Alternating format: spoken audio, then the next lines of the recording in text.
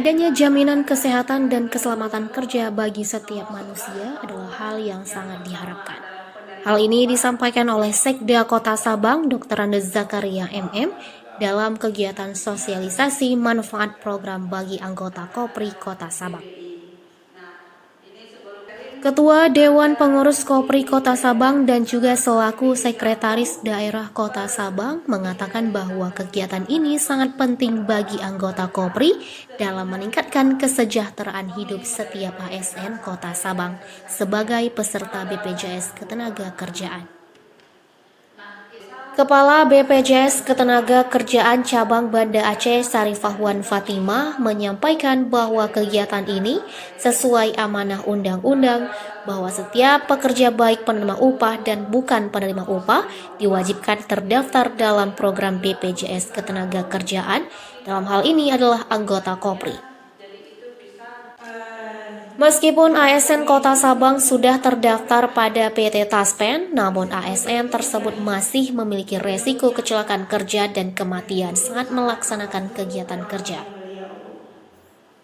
Program BPJS Ketenagakerjaan hadir dengan program untuk anggota Kopri dengan iuran mulai 16.800 per orang per bulan.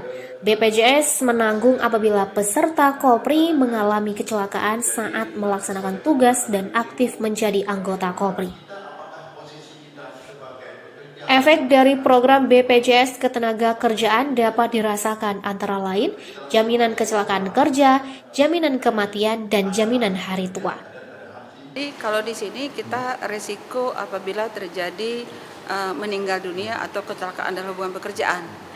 Nah, jadi yang anggota Kopri ini pada saat mereka ini, bapak-bapak ini masih menjabat sebagai ASN.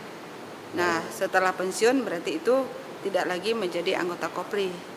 Nah, jadi yang kita tanggung di saat ini adalah apabila terjadi risiko pada saat melaksanakan tugas dan aktif menjadi Kopri. Perlindungan pegawai khususnya anggota Kopri sangatlah penting. Manfaat kegiatan ini pun memberi perlindungan pegawai dalam bekerja dan manfaat ini juga sangatlah luas dalam meningkatkan kualitas kerja yang baik, menjadi manfaat secara aman dalam bekerja lebih berkualitas. Irwan Kurniawan, DSTV Kota Sabang melaporkan.